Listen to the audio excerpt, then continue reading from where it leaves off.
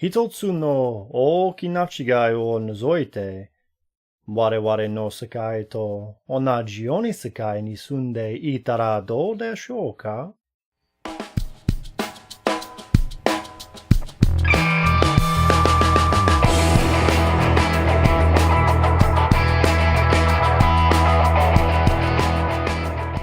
Hey everybody, welcome back to TLTV.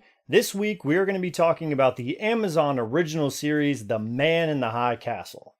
This one is based off of the 1962 novel by Philip K. Dick. If you're wondering why you may or may not have heard his name before, it's because he's responsible for the source material behind movies such as Blade Runner, Total Recall, Minority Report, A Scanner Darkly, and The Adjustment Bureau.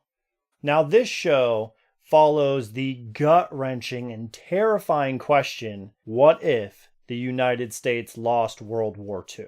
The show starts out, and no, this is not spoilers, this is the inciting incident. There is a difference. The show starts out with the main character's sister being executed by the Japanese Empire's police force there in the Japanese Pacific States. And yes, I said the Japanese Pacific States, because the United States does not exist anymore. The US as we know it is split into three parts. On the western side, we have the Japanese Pacific States. On the eastern side, we have the Greater Nazi Reich. And right down the center, we have what's called the neutral zone. So like I said, this show starts off with the execution of the main character's sister. Before her sister's death, she hands her a film that she is willing to give her life for. What is so important on an old film reel that she would be willing to sacrifice her own life? A glimpse at a better world. Our world. These films that are being passed around that are so dangerous to the Japanese Empire and the Greater Nazi Reich are propaganda footage of our world and our time. It's footage of us actually winning the war. It's what actually happened. But that is what's giving this rebellion hope in their world and in their time.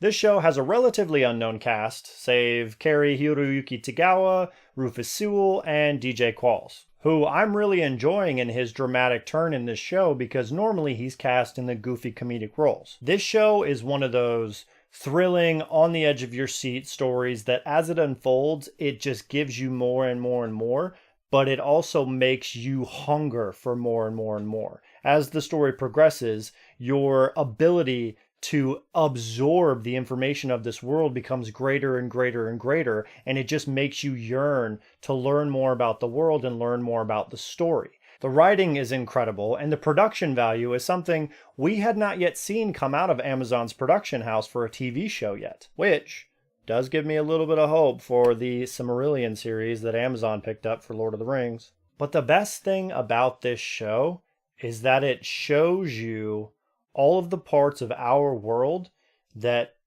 I know I'm personally grateful for. The freedoms that we have, the little things like if you're sick, you get to go to the doctor and be healed. In their world, if you're sick, you're considered imperfect and you're essentially executed by your own family. It's this toxic way of thinking that had developed over the course of 70, 75 years after the war had ended, and just seeing this terrifying world that they built is so fascinating yet terrifying at the same time. I don't want to say much more about this show because I want you to watch it. They have 2 full seasons already out on Amazon to watch, and if you don't already have Amazon Prime, get it. There are so many good things popping out on Amazon, and you'll have it for when the Silmarillion series comes out. You know what I'm saying? That's it for this week. Once again, thank you all for watching. You can follow me on social media at Tyler J. Lamar and on the Stardust app at TLTV for my latest raw reactions to what I'm watching right now, TV episodes, movies, and trailer releases. To stay up to date for all the latest episodes, don't forget to click that like button on the Facebook page if that's where you're tuning in, or hit that subscribe button and tick that little bell if you're watching on YouTube to be updated for all the future episode notifications. Thanks again for watching. See you next week.